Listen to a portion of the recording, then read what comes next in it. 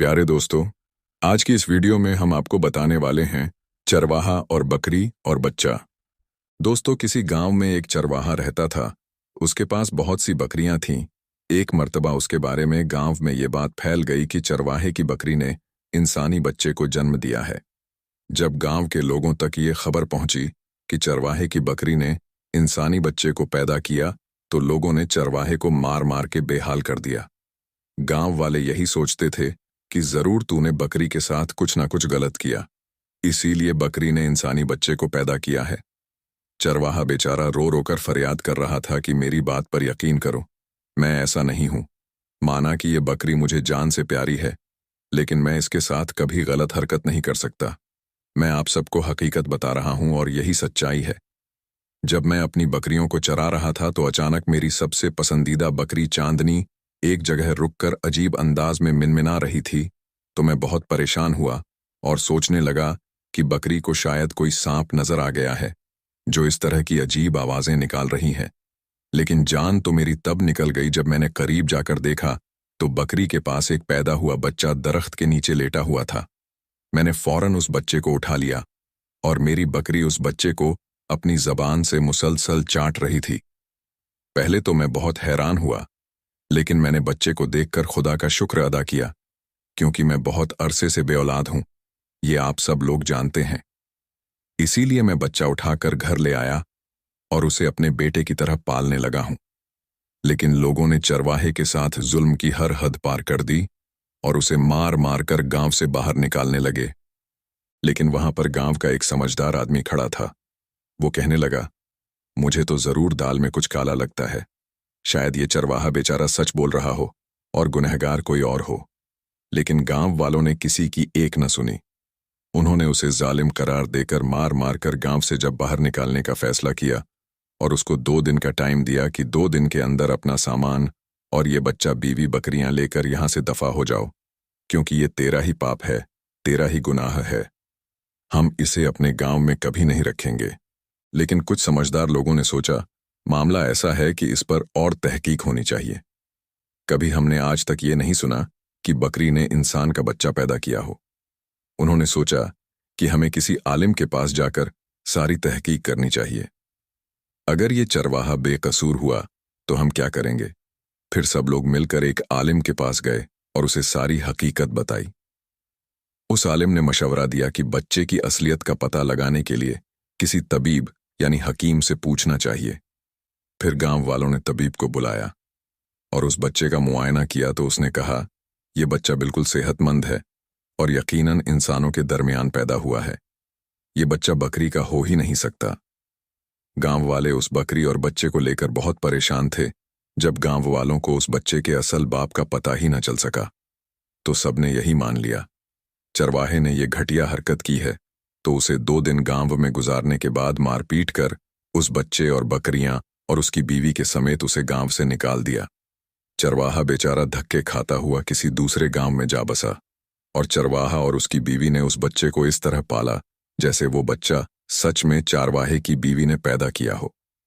फिर वक्त ऐसे ही गुजरता गया। चरवाहे की बकरी भी इस बच्चे से बहुत प्यार करती। वो अपने बच्चों की तरह उसे सूंघती और अपने बच्चों की तरह ही उसे भी दूध पिला देती थी। चरवाहे के घर के साथ ही एक सौदागर का घर था। उस सौदागर की 2 बीवियां थीं। उसकी एक बीवी तो बहुत नेक सालेह और मिजाज की अच्छी थी। उसके साथ चरवाहे की बीवी से अच्छा मेल रस्म हो चुका था।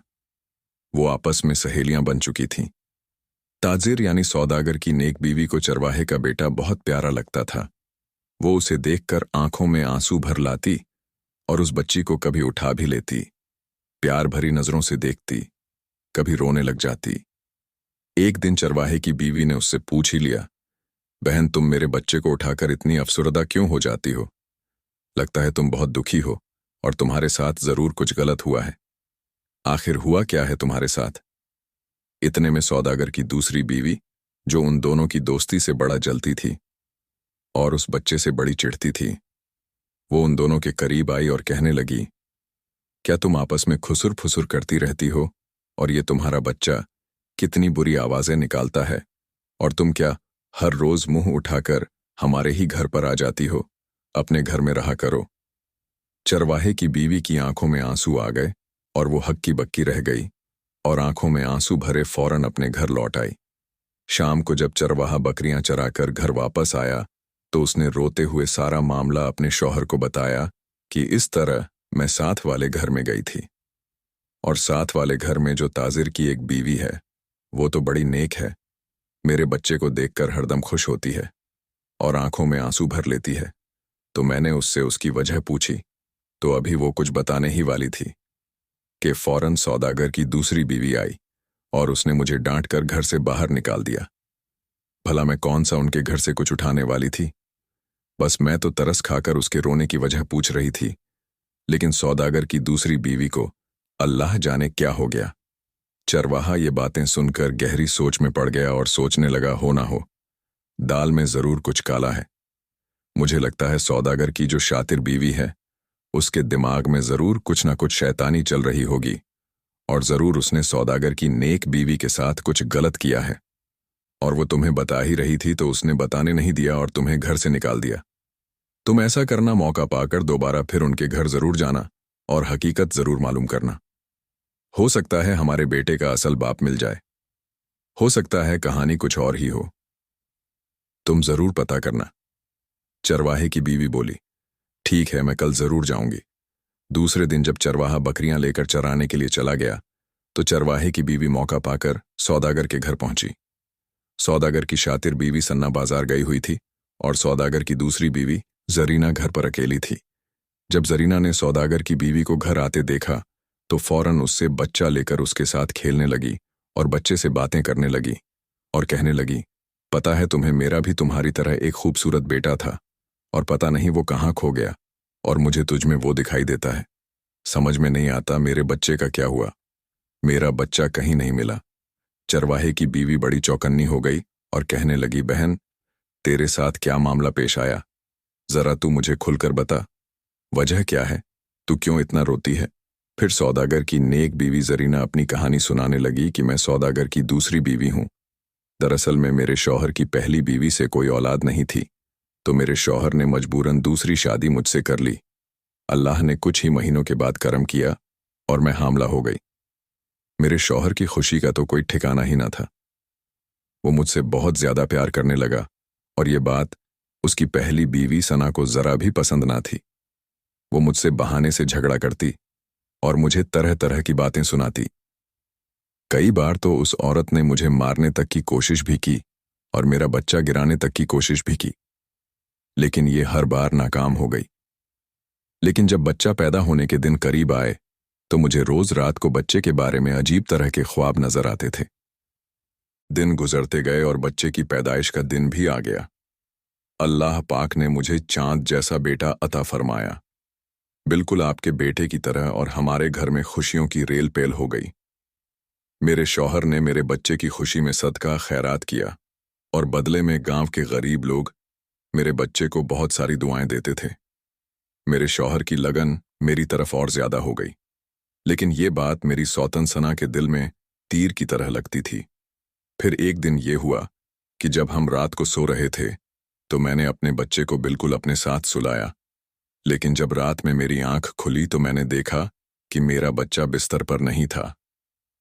तो मैं फौरन से उठकर अपने बिस्तर से बच्चे को ढूंढने लगी। कभी चारपाई के नीचे देखती कि बच्चा कहीं जमीन पर तो नहीं गिर गया। जब मुझे बच्चा कहीं ना मिला तो मैंने तो रोने पीटने लगी कि मेरा बच्चा कहाँ चला गया। जब मेरे शौहर सौदागर की आंख खुली तो वो भी तड़प कर रह गया और सना बैठी मुझे तसल्लियां दे रही थी। उस दिन से लेकर आज तक मैंने बच्चे को बहुत ढूंढा, लेकिन मेरा बच्चा ना मिल सका। इतना बोलकर सौदागर की बीवी फूट फूट कर रोने लगी। इतने में सौदागर की शातिर बीवी सन्ना घर आ चुकी थी और उसने दोनों की कुछ कुछ बातें सुन ली थीं। उसे सौदागर की बीवी पर बहुत ज्यादा गुस्सा आ रहा था और वो यही सोच रही थी, ये सौदागर की बीवी कहीं मेरी पोल ना खोल दे, और ये मेरी सौतन जरीना क्यों इस चरवाहे के बेटे से इतनी अटैच है। कहीं ये वही बच्चा ना हो जिसे मैंने अपना शिकार बनाया था। फिर वो जहन को झटक कर बोली, अरे नहीं नहीं, इसको तो मैं अच्छी तरह जमीन में दबाकर आई थी, वो बच्चा जिंदा कैसे हो सकता है? जरूर ये मेरा वहम होगा, मैं भी ना क्या क्या सोच लेती हूँ। लेकिन उसे सुकून तो आ ही नहीं रहा था।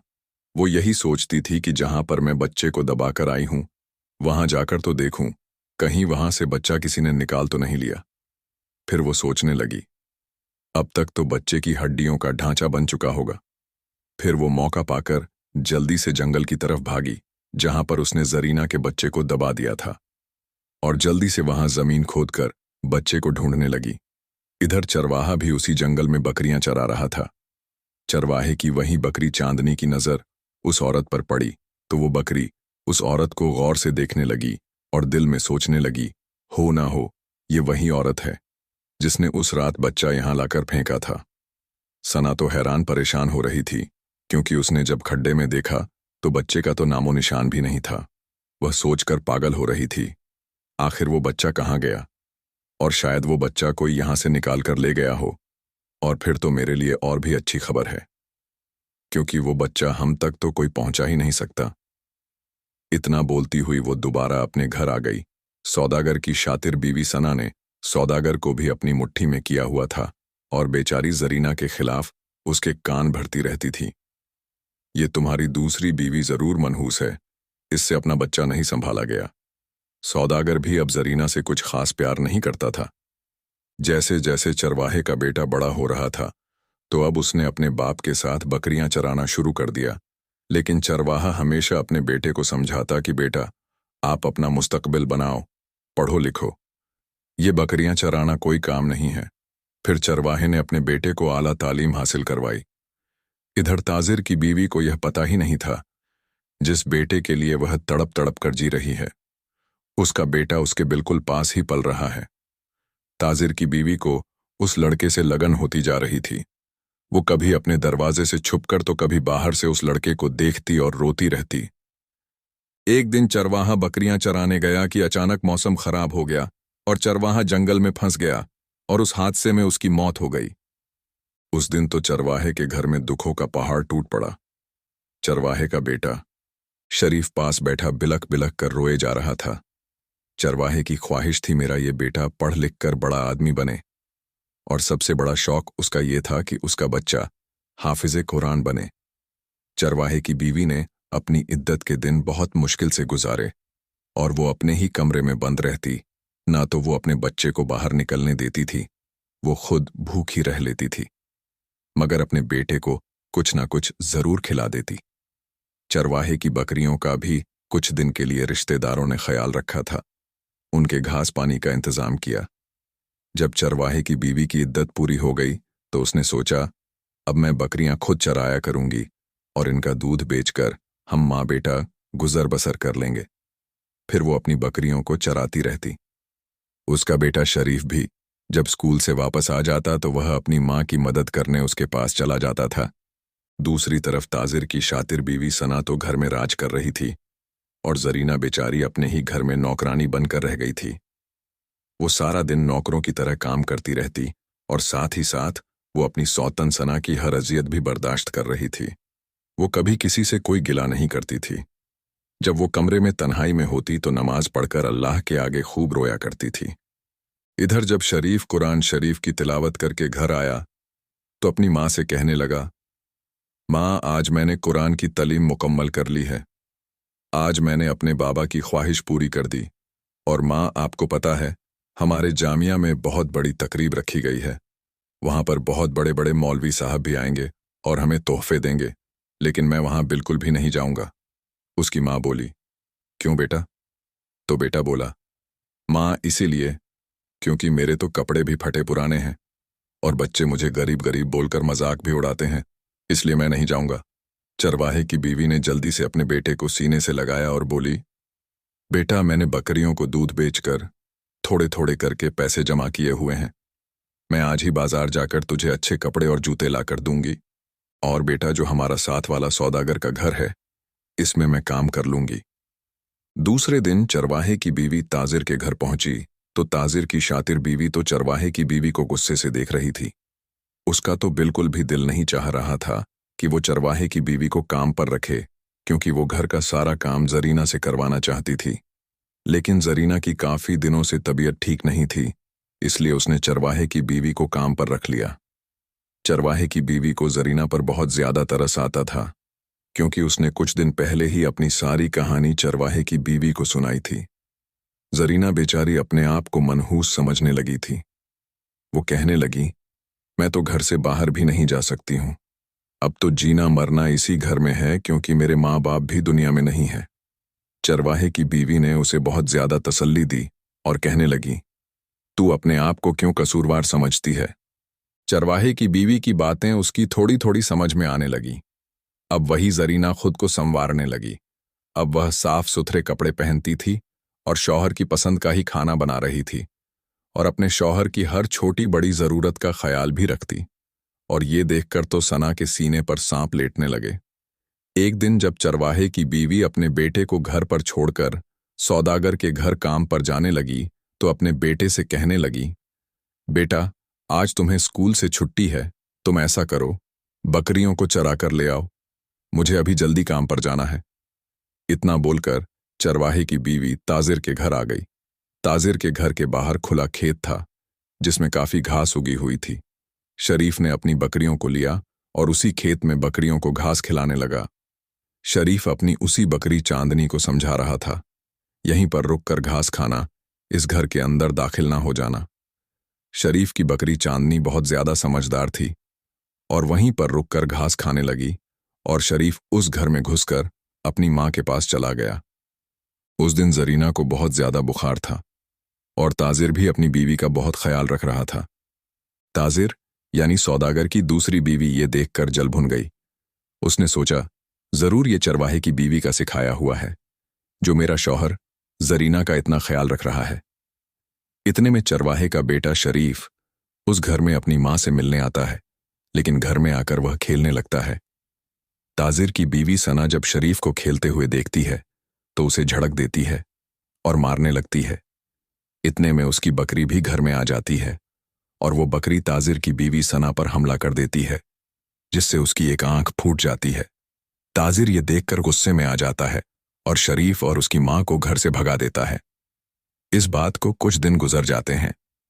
एक दिन शरीफ की माँ घर पर नहीं होती है, तो सौदागर की बीवी जरीना शरीफ के घर जाती है और उससे कहती है कि आज तुम्हारी माँ घर पर नहीं है, तुम मेरे साथ मेरे घर चलो।